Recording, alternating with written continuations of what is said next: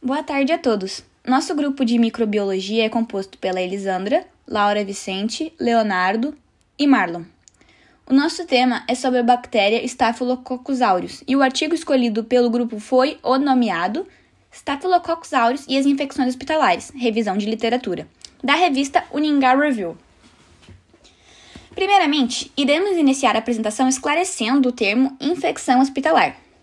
O Ministério da Saúde conceitua como a infecção adquirida após a admissão do paciente na unidade hospitalar e que se manifesta durante a internação ou após a alta, quando puder ser relacionada com a internação ou procedimentos hospitalares. Estas infecções hospitalares são muito relevantes para o estudo, especialmente em razão de sua frequência, morbidade e mortalidade. Com destaque, então, para o nosso tema do trabalho, a bactéria Staphylococcus aureus, conforme dados da Associação Nacional de Biossegurança. São a espécie mais comum e mais virulenta do seu gênero, o qual apresenta resistência a superfícies secas durante longos períodos. Contudo, são sensíveis a altas temperaturas, desinfetantes e soluções antissépticas. A maior parte das infecções hospitalares são endógenas, isto é, causadas por organismos encontrados na própria flora microbiana do indivíduo. A disseminação dessa bactéria também é majoritariamente endógena, já que é encontrada na pele e na nasofaringe de 15% dos indivíduos saudáveis. Além disso, a disseminação exógena pode acontecer também pela transmissão da bactéria para uma pessoa mais vulnerável, sendo essencial que profissionais da saúde utilizem técnicas que previnam essa transmissão entre os pacientes. Antigamente, nas décadas de 40 e 50, as infecções eram tratadas com penicilina, substância que era ativa contra a parede celular bacteriana. Porém, as bactérias desenvolveram resistência contra o antibiótico, resistindo àqueles que possuíam o anel beta-lactâmico. Assim, em laboratório, foi desenvolvido um grupo de penicilina, como a meticilina, por exemplo, que possuísse um anel beta-lactâmico modificado, para que sim fossem resistentes para combater a bactéria infectante. Mas, no final da década de 70, algumas cepas também já passaram a apresentar resistência à meticilina. Em razão dos altos números de casos de infecções hospitalares e do desenvolvimento de resistência por parte do Staphylococcus aureus, o artigo lido pelo grupo tinha como objetivo juntar informações a respeito da temática e, com isso, motivar interesse no assunto e também motivar a implementação de condutas que minimizem os riscos de infecções hospitalares e, consequentemente, melhore a qualidade de assistência à saúde aos pacientes. Agora, iremos ver algumas características a respeito desta bactéria. Os estafilococos são cocos gram-positivos, com aproximadamente 0,5 a 1,5 micrômetros de diâmetro, imóveis e não esporulados. Podem apresentar diversos arranjos, que vão desde isolados aos pares, em cadeias curtas ou agrupados irregularmente devido à sua divisão celular em vários planos. Estas características contribuem para a sua virulência, que apresenta diversos mecanismos e estratégias para escapar do nosso sistema imunológico. Eles possuem uma série de proteínas de superfície, enzimas segregadas e toxinas que danificam a membrana. Esses mecanismos de virulência podem desencadear desde simples infecções, manifestas por espinhas, furúnculos e impetigo, até infecções mais graves, como meningite, pericardite, bacteremia e síndrome do choque tóxico. Os Staphylococcus aureus possuem uma cápsula de polissacarídeo que reveste a camada mais externa da parede celular. Essa cápsula pode inibir a fagocitose bacteriana ao encobrir as opsoninas, aumentando a capacidade da bactéria de invadir os tecidos e a corrente sanguínea. A superfície externa da maioria das cepas de Staphylococcus aureus contém um fator de coagulação, coagulase ligada, que vai se ligar ao fibrinogênio e o converte em fibrina insolúvel, sendo um importante fator de sua virulência, e utilizado para a identificação desta espécie. Para quem não se lembra, o fibrinogênio é uma proteína chamada de fator de coagulação, necessário para a formação de coágulo.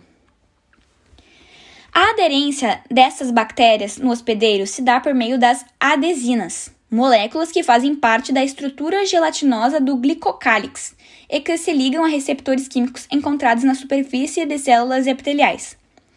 A parede celular da bactéria ativa o sistema imunológico do hospedeiro, uma vez que possui ácido teicoico, um polissacarídeo capaz de ativar a via alternativa do sistema complemento, estimulando a produção de citocinas. Para facilitar a fagocitose das bactérias, peptidoglicanos irão induzir a produção de interleucina 1 e opsoninas, que revestem a bactéria.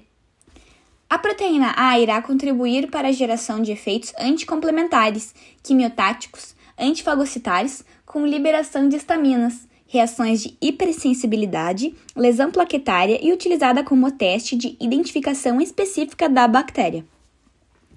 Estes são alguns dos mecanismos do Staphylococcus aureus que permitem a invasão, escapamento do sistema imunológico, instalação e multiplicação, levando ao aparecimento de doenças. Logo, é importante destacar as doenças que ele é capaz de acometer. Devido à sua alta patogenicidade, causa diversos tipos de infecção, mesmo fazendo parte da microbiota humana.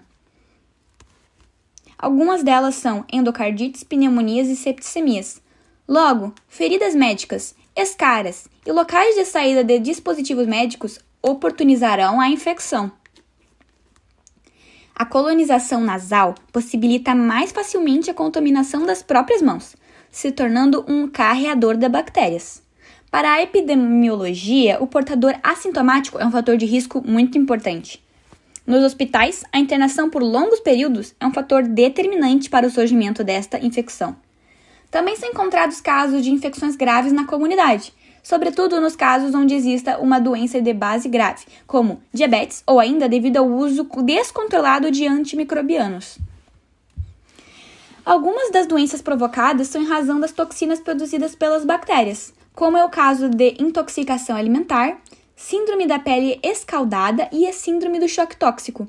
Os testes comumente usados para diagnósticos do Staphylococcus aureus são cultivo de bactéria em meio apropriado e subsequente screening com disco de oxacilina.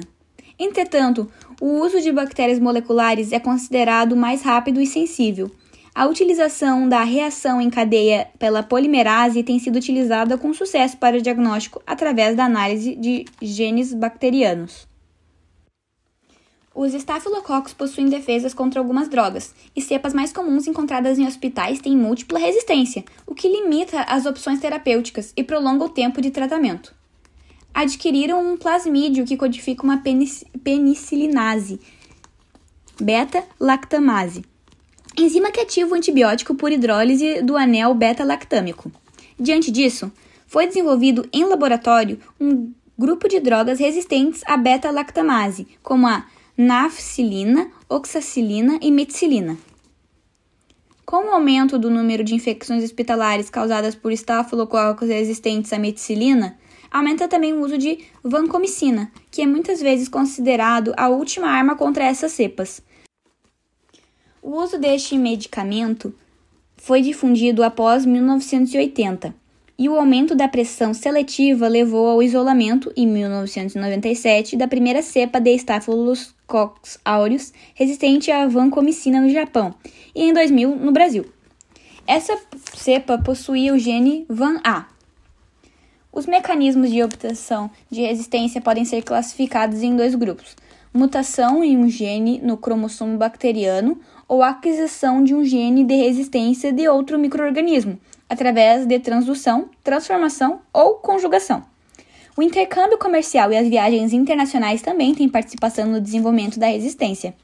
O mau e excessivo uso de antibióticos, junto com a distribuição a níveis inferiores ao sugerido em manuais terapêuticos, assim como as condições de higiene precárias, o aumento de pacientes imunocomprometidos e lentidão para o diagnóstico das infecções bacterianas, tem favorecido o aumento da resistência não só nos hospitais, como também na comunidade. No Brasil, os dados sobre infecções hospitalares são pouco divulgados. Além disso, esses dados não são fornecidos por muitos hospitais, o que acaba por dificultar a compreensão da dimensão desse problema. Em geral, representam um custo 3 vezes maior, sendo que os índices de infecção correspondem a 15,5% dos pacientes internados em hospitais brasileiros. Instituições de saúde pública possuem a maior taxa de prevalência de infecções hospitalares no país, que chega a ser 18,4%. Infecções da corrente sanguínea, pneumonias e infecções do trato urinário são as infecções hospitalares mais comuns, pois geralmente estão associadas a procedimentos invasivos. Segundo estudo realizado no Hospital Geral de Sumaré, em São Paulo, entre 2007 e 2008, foram registrados 286 óbitos, nos quais 133 estavam associados a infecções hospitalares, sendo 75 diretamente devido à infecção adquirida no hospital, e o micro-organismo mais encontrado foi Staphylococcus aureus. Infecções provenientes de Centro de Terapia Intensiva, CTI, são responsáveis por 5 a 35% de todas as infecções hospitalares e aproximadamente 90% de todos os surtos ocorrem nessas unidades. De 174 pacientes avaliados em um estudo em 16 CTIs no Rio Grande do Sul, 122 estavam infectados. Dentre esses, 51 adquiriram infecções no CTI. As áreas mais frequentemente acometidas pelo quadro infeccioso foram o pulmão, o trato urinário e sepse sem foco definido. E o micro-organismo mais isolado foi, novamente, o Staphylococcus aureus, sendo que destes, 63% eram cepas resistentes à meticilina. Estudos realizados em CTIs de hospitais públicos de Vitória da Conquista, Bahia, sugerem, de acordo com certos locais onde ocorreu o isolamento do Staphylococcus aureus, que o principal vetor para a contaminação da unidade deveria ser as mãos dos profissionais da saúde. Os dispositivos médicos utilizados, embora essenciais no processo do tratamento, ao atravessar barreiras defensivas naturais, propiciam aos micro-organismos acesso a líquidos e tecidos, elevando os índices da infecção hospitalar, em especial por Staphylococcus aureus resistentes à meticilina. Embora existam outros antimicrobianos, como linezolida, a vancomina é a terapia padrão para infecção por cepas multiresistentes. Apesar do isolamento de cepas Staphylococcus resistentes à vancomicina, esta droga é ainda muito utilizada para infecções causadas por Staphylococcus resistentes à meticilina. A linezolida possui eficácia semelhante à vancomicina, e a resistência a ela é bem rara. Porém, o seu custo é muito alto e tem um grande potencial de toxicidade. As precauções convencionais são a base da prevenção da transmissão de agentes multiresistentes nos ambientes hospitalares. Os pacientes infectados com Staphylococcus aureus resistentes à meticilina devem ser isolados, e caso isso não seja possível, o isolamento em grupos pode ser considerado. Programas educacionais a respeito da infecção devem ser realizados com os pacientes, visitantes e funcionários da unidade, desde a lavagem das mãos até a utilização de equipamentos de proteção individual, minimizando assim as chances da disseminação acontecer. O contato com profissionais da saúde pode ser um meio importante da transmissão de infecção entre os pacientes. E é muito importante lembrar, o Staphylococcus aureus resistente à meticilina pode sobreviver em várias superfícies durante semanas e até meses, como a gente já citou.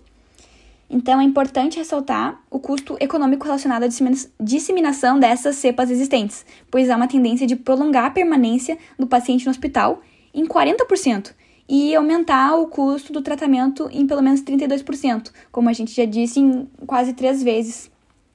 É importante salientar que ainda não foi possível desenvolver uma vacina segura e eficaz. A respeito da conclusão do artigo em questão, foi destacada a importância do conhecimento sobre a prevalência, resistência bacteriana e morbidade consequente, lembrando também a importância de medidas simples de higiene, como prevenção das infecções. Ressaltou-se ainda a importância do investimento em pesquisas, tanto sobre a prevalência das infecções nosocomiais, que são infecções hospitalares, por este agente, quanto para a descoberta de novas estratégias terapêuticas e novos antibióticos. A prevenção e a conscientização dos profissionais da saúde se mostra, hoje em dia, a medida mais eficaz no controle das infecções hospitalares e no surgimento de novas cepas existentes, é claro. Então, essas foram as conclusões descritas no artigo escolhido pelo grupo. E é isso, pessoal. Esperamos que tenham gostado da apresentação.